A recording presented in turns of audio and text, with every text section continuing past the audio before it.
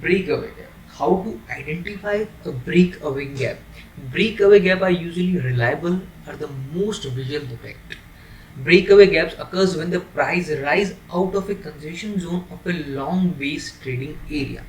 Means कि price अपने consolidation area से, अपने बेस एरिया से एक गैप के थ्रू अपने रेजिस्टेंस को ब्रेक कर लेता है. मीन्स आप देख सकते हैं यहाँ पे प्राइस जो है वो एक चैनल के अंदर घूम रहा था और यहाँ पे प्राइस कंसोलिडेट हो रहा था और अचानक से यहाँ पे इस एरिया पे प्राइस गैप के थ्रू नेक्स्ट डे ओपन होता है और उसने अपने रेजिस्टेंस को फेस ही नहीं किया. मीन्स इस एरिया में कोई ट्रेडिंग हुई ही नहीं है और वो गैप के थ्रू सीधा वापस अपने अप ट्रेंड को या फिर डाउन ट्रेंड को फॉलो करता है.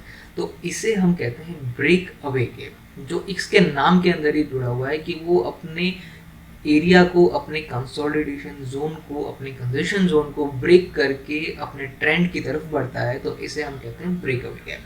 नेक्स्ट गैप है रन अवे और कंटिन्यूशन गैप. अब इस गैप की भी नाम के हिसाब से आपको पता चल रहा होगा, कंटिन्यूशन गैप और रन अवे जो गैप मैं आपको बता रहा हूँ, इसके अंदर प्राइस अपनी एक ट्रेंड में होता है और उसके ट्रेंड को ही फॉलो करते हुए वो गैप को बनाता है. मीन्स कि प्राइस यहाँ डाउन ट्रेंड में था और डाउन ट्रेंड के बाद एक गैप बनाता है इस एरिया में और वापस से अपने डाउन ट्रेंड को फॉलो करता है. प्राइस यहाँ पे अपने अप ट्रेंड में है, बुलिश है और वो अपने ट्रेंड लाइन के सपोर्ट के साथ में गैप देता है इस एरिया में और वापस से अपने अप ट्रेंड को कंटिन्यू करता है. रन अवे गैप बेसिकली किसी भी ट्रेंड के मिडल में ओपन होता है. जिस तरह से हमने देखा कि ब्रेक अवे गैप उसके स्टार्टिंग या एंड में बनता है जहाँ पे अपने कंसोलिडेशन एरिया को या तो अप ट्रेंड के अंदर या तो डाउन ट्रेंड के अंदर ब्रेक करके निकलता है. तो इसी तरह से रन अवे गैप जो होता है वो भी किसी ट्रेंड के बीच में बनता है. या तो वो बुलिश ट्रेंड होगा तो उसके सेंटर में बनेगा वो गैप, या तो वो बियरिश में होगा तब वो गैप बनेगा. ठीक है, चलिए इस इमेज के अंदर आपको यहाँ पे दिख रहा होगा कि ब्रेक अवे गैप जो होता है वो किसी भी ट्रेंड के स्टार्टिंग के अंदर बनता है. या तो वो डाउन ट्रेंड होगा या तो फिर अप ट्रेंड होगा, उसके स्टार्टिंग में गैप देके निकलता है. और रन अवे और कंटिन्यूशन गैप उस ट्रेंड के मिडल में आपको देखने को मिलेगा. मीन्स कि ये अप ट्रेंड में है प्राइस और यहाँ पे आप देख सकते हैं ये जो गैप्स होते हैं अगर एक अच्छे वॉल्यूम के साथ बनते हैं तो ये उस ट्रेंड को और इंटेंस कर सकते हैं. मीन्स वो ट्रेंड के मिडल में अगर आपको कोई भी एक आपको कंटिन्यूशन गैप दिखता है तो वो उस प्राइस को, उस ट्रेंड को और ज़्यादा मजबूत बना रहा है. And the last gap is exhaustion gap. As you can see कि प्राइस जो है एग्जॉशन गैप कब देता है, जब प्राइस का गैप उसके एंड में होता है, उसके एग्जॉशन लेवल पे होता है. An exhaustion gap occurs near the end of the trend is not followed by the new high or the new low after the gap bar.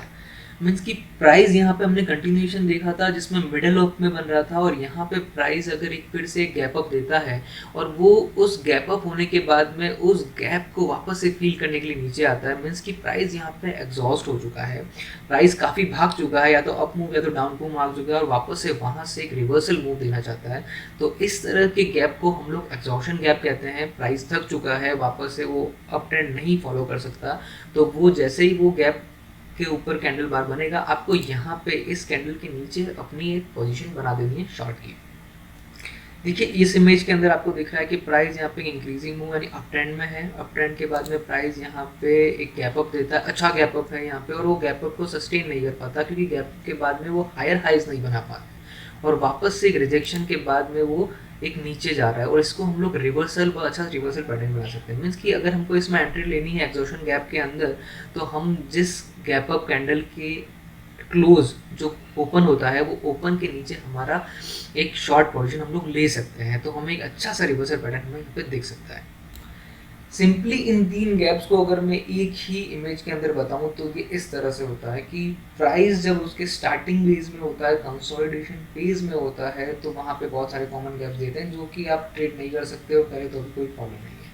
उसके बाद प्राइस उस जोन से एक ब्रेक अवे गैप के साथ में अप मूव की तरफ जाता है या डाउन मूव की तरफ जाता है तो वो गैप देता है और इस गैप को हम लोग ब्रेक अवे गैप कहते हैं. और वहाँ से वो अपने ट्रेंड को कंटिन्यू करता है। ये उसका ट्रेंड कंटिन्यू हो रहा है और इस कंटिन्यूशन ट्रेंड के अंदर एक गैप देता है, इसको हम लोग रनअवे गैप, कंटिन्यूशन गैप भी कह सकते हैं।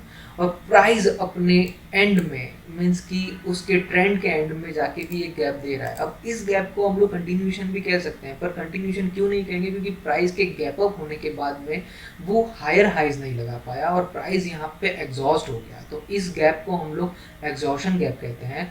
और इस बार के नीचे हम लोग हमारा एक टारगेट ले सकते हैं, ओपन कर सकते हैं कि हम लोग जो शॉर्ट लेंगे तो हम लोग कहाँ तक इसको टारगेट की तरफ ले सकते हैं। अब आपको यहाँ पे एक इमेज दिख रही है, यहाँ पे गैप है, पर आप बताएंगे इस गैप को हम लोग क्या कहते हैं। यह डाउन ट्रेंड में गया और यहाँ पे भी गैप हुआ और यहाँ पे प्राइस ने अपना एक्शन किया, वापस से इस गैप को फील ना करके इस गैप से ऊपर वापस निकल के अपने ट्रेंड को फॉलो किया। तो इस गैप को और इस तरह के पैटर्न को हम लोग कहते हैं आइलैंड रिवर्सल पैटर्न, जो कि बहुत ही अच्छी रिवर्सल पैटर्न है। अगर आपको कहीं भी दिखे तो अच्छे वॉल्यूम के साथ में अगर वो रिवर्स हो रही है तो आप ज़रूर उसके अंदर अपनी पोजीशन बनाइए। अब आइलैंड रिवर्सल पैटर्न के अंदर कौन से गैप्स होते हैं, अब मैं आपको एक इमेज के थ्रू बताता हूँ।